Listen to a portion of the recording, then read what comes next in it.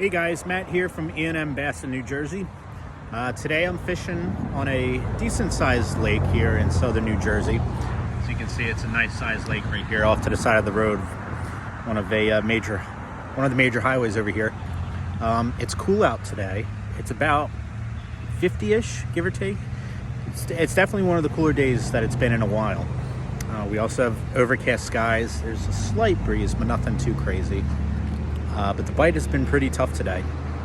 So what I'm going to be using today, and I like using this whenever the bite is tough and whenever it's cool out, is one of my favorite finesse type lures, and that is the Ned Rig right here.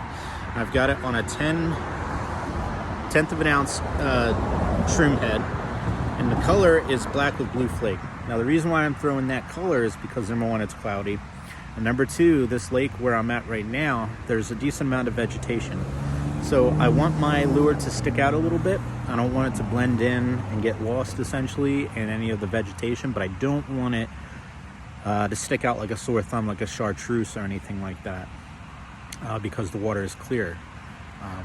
Chartreuse or whatever, you really want to go with if like the water's like really, really murky and muddy and there's like zero visibility. So let's give this a few casts and see if maybe we can come up with something. Hopefully you guys can see. I don't have a tripod or a GoPro, so I apologize.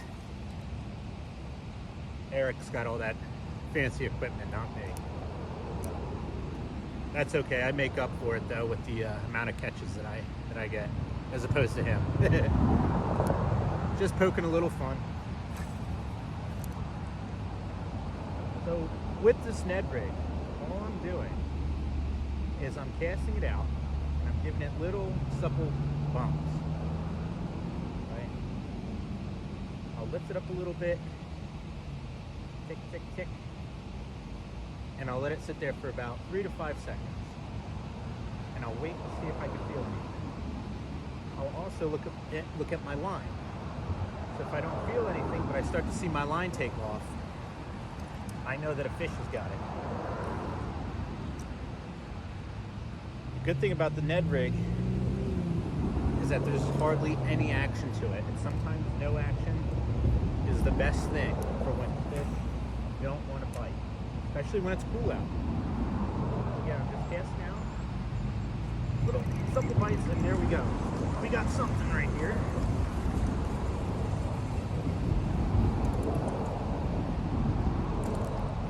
We've got a pickerel. Not too big of a pickerel. Let's see if you can maybe get a better view of them here. Oops, sorry. Like I said, I don't have a tripod or a GoPro like Eric, so just deal with me. Okay, and we have a little pickerel right here. Got him right in the upper lip. Okay,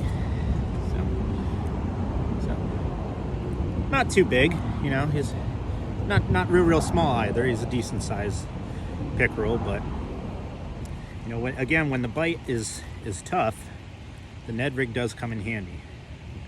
So let me release this guy real quick. Thank you, bud.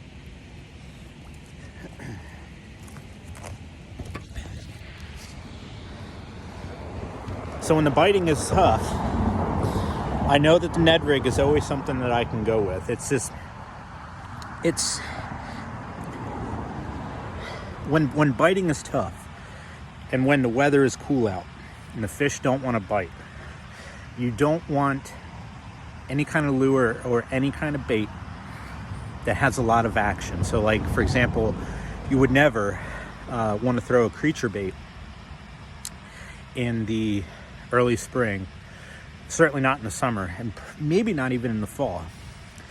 When the weather's cooler out, the fish don't want to move around too much. You got to think about it as if, you know, let's say you're out in the cold. Do you really want to move around? Do you even want to be out in the cold? The answer is no. So the fish, when it gets cool out, they'll try to go to the deepest parts of the water. But because it's spring and it's pre-spawn, in some places they are spawning, they'll still stay in the shallows, but what they'll do is they'll try to bury themselves under grass, under mud, any kind of vegetation like that, just to try to keep warm. So they don't want to move around too much. So throwing a worm, that might get them to come out, but because worms might be a little bit big, and because they might actually give off a little bit of too much action, the Ned Rig is what you want to go with, because the Ned Rig essentially has no action whatsoever. You can bob it up and down and do whatever, but as far as action goes, there's really nothing to it. But when fish are finicky, when they don't want to bite, when it's cool out, you're just having no luck, the Ned Rig always comes in handy. And again, I'm using black with blue flake because it's cloudy out, so you want to try to match the color a little bit. So when it's sunny out, I'll use like a natural color, but when it's a little bit cloudy out, when it's darker out, I'll try to use a darker color. But because the water's clear, I don't want to go too crazy. But because there's a lot of vegetation, I don't want, let's say, green pumpkin or a watermelon to blend in too much with the vegetation. So I want to try to make it stick out a little bit. But again, I don't want to go too crazy and use something like chartreuse, because this isn't muddy water or anything like that. So the black with blue flake is the way to go. As you can see, I think that was my, I don't know, what was it, my first or second cast? We were able to pull that little pickerel in. Now it's not just pickerel, we can always, pick bass in here, even crappie. We've even caught, Eric and I, we've caught catfish on Ned Rigs. So Ned Rigs can literally catch anything. But I just wanted to show you guys the effectiveness of a Ned Rig. As you can see, it didn't take too long. But when it's cool out, and or when the fish are just not wanting to bite, slow, finesse type of lures, especially the Ned Rigs, really benefit you guys, and you can really capitalize and get a lot more catches. So thanks, guys. I'll see you again on the next one, and be sure to like and subscribe, all right? Thanks, guys.